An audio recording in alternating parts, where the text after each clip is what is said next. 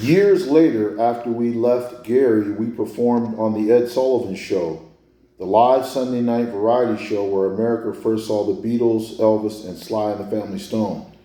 After the show, Mr. Sullivan complimented and thanked each of us. But I was thinking about what he had said to me before the show. I had been wandering around backstage like the kid in the Pepsi commercial and ran into Mr. Sullivan. He seemed glad to see me and shook my hand. But before he let it go, he had a special message for me. It was 1970, a year when some of the best people in rock were losing their lives to drugs and alcohol. An older, wiser generation in show business was unprepared to lose its very young. Some people had already said that I reminded them of Frankie Lyman, a great young singer of the 50s who lost his life that way. Ed Sullivan may have never been thinking of all this when he told me, never forget where your talent came from, that your talent is a gift from God. I was grateful for his kindness, but I could have told him that my mother had never let me forget. I never had polio, which is a frightening thing for a dancer to think about. But I knew God had tested me and my brothers and sisters in other ways. Our large family, our tiny house, the small amount of money we had to make ends meet, even the jealous kids in the neighborhood who threw rocks at our windows while we rehearsed, yelling that we'd never make it. When I think of my mother in our early years, I can tell you there are rewards that go far beyond money and public acclaim and awards. My mother was a great provider.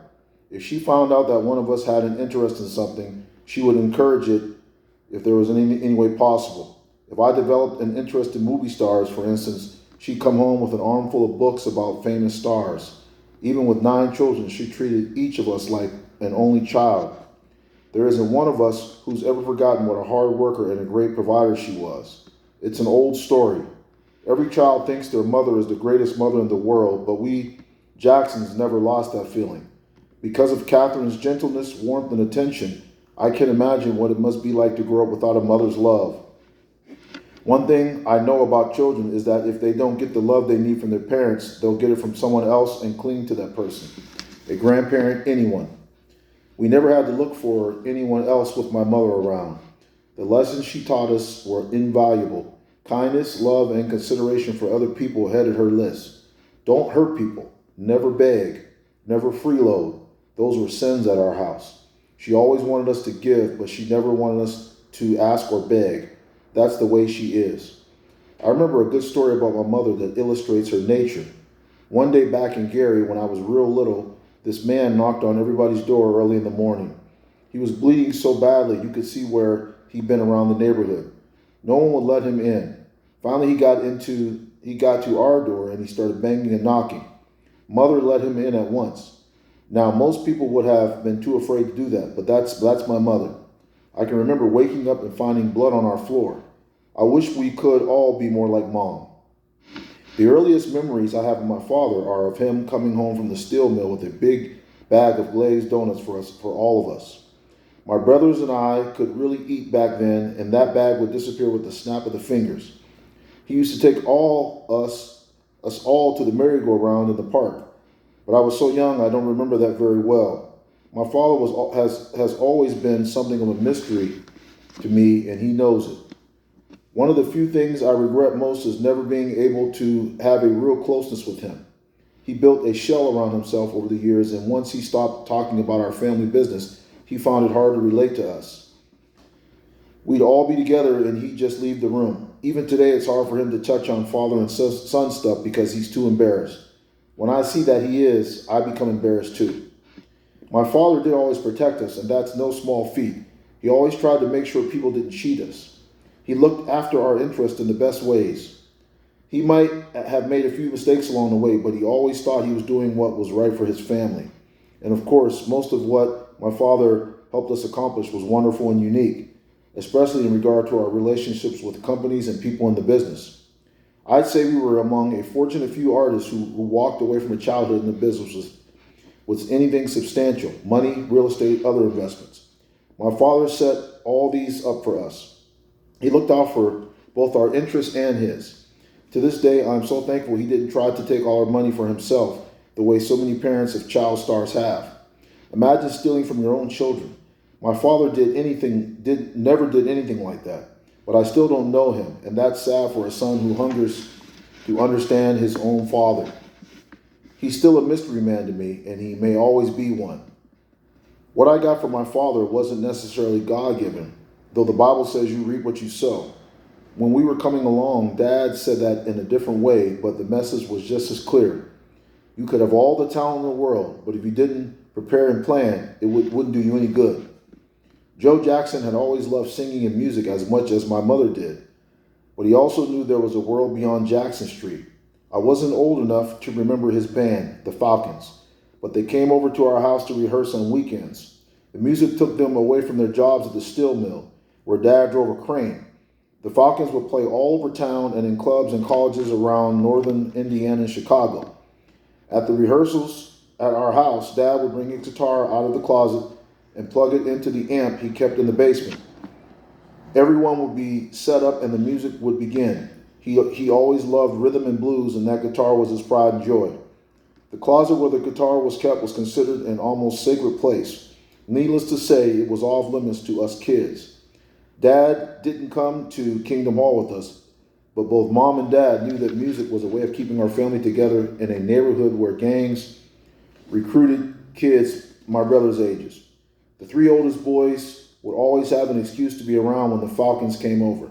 Dad let them think they were being given a special treat by allowed to listen, but he was actually eager to have them there. Tito watched everything that was going on with the greatest interest.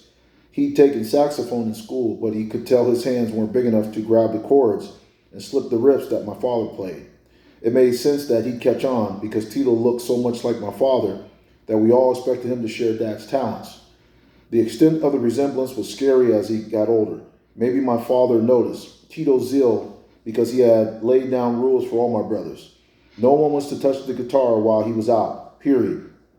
Therefore, Jackie, Tito, and Jermaine were careful to see that Mom was in the kitchen when they borrowed the guitar.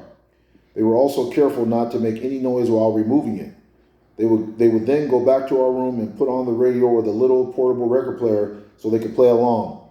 Tito would hoist the guitar onto his belly as he sat on the bed and prop it up. He took turns with Jackie and Jermaine, and they'd all try the scales they were learning in school, as well as try to figure out how to get the green onions part they'd hear on the radio. By now, I was old enough to sneak in and watch if I promised not to tell. One day, Mom finally caught them, and we were all worried. She scolded the boys, but said she wouldn't tell Dad as long as we were careful. She knew that guitar was keeping them from running with a bad crowd and maybe getting them beat up, so she wasn't about to take anything that kept them within arm's reach. Of course, something had to give sooner or later, and one day a string broke. My brothers panicked. There wasn't time to get it repaired before Dad came home, and besides, none of us knew how to go about getting it fixed. My brothers never figured out what to do, so they put the guitar back in the closet and hoped fervently that my father would think it broke by itself. Of course, Dad didn't buy that, and he was furious.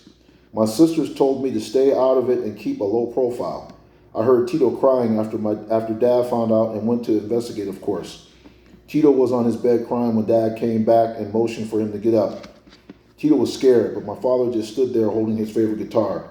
He gave Tito a hard, penetrating look and said, "Let me see what you can do." My brother pulled himself together and started to play a few runs he had taught himself. When my father saw how well Tito could play, he knew he had obviously been practicing, and he realized that Tito and the rest of us didn't treat his favorite guitar as if it were a toy.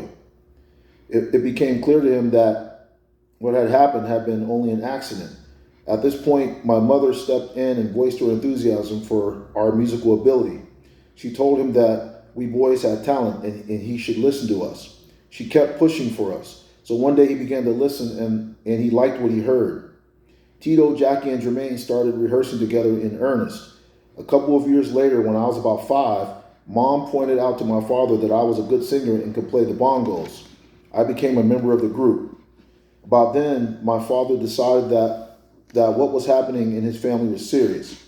Gradually, he began spending less time with the Falcons and more with us. We just woodshed together, and he'd give us tips and teach us techniques on the guitar. Marlon and I weren't old enough to play, but we'd watch when my father rehearsed the older boys, and we were learning when we watched.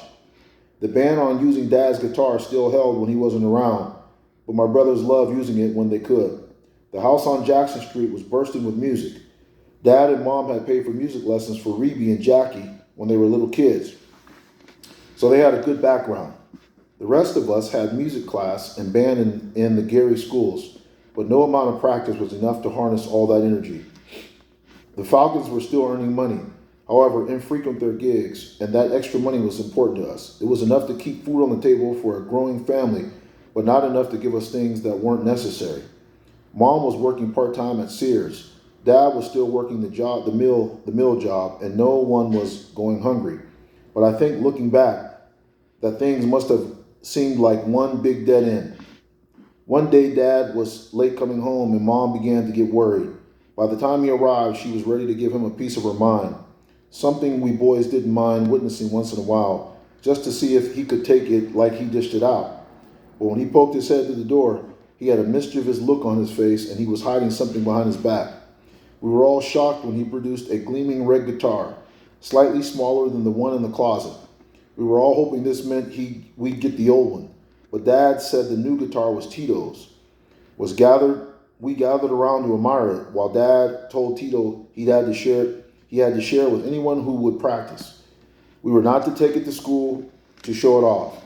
This was a serious present, and that day was a momentous occasion for the Jackson family. So I'm going to stop there. Once again, this is the book Moonwalk, written by It's Michael Jackson's only autobiography. I stopped at the beginning of page 23. I'll continue later. Thanks for listening. Don't forget to like, subscribe, and message. Peace.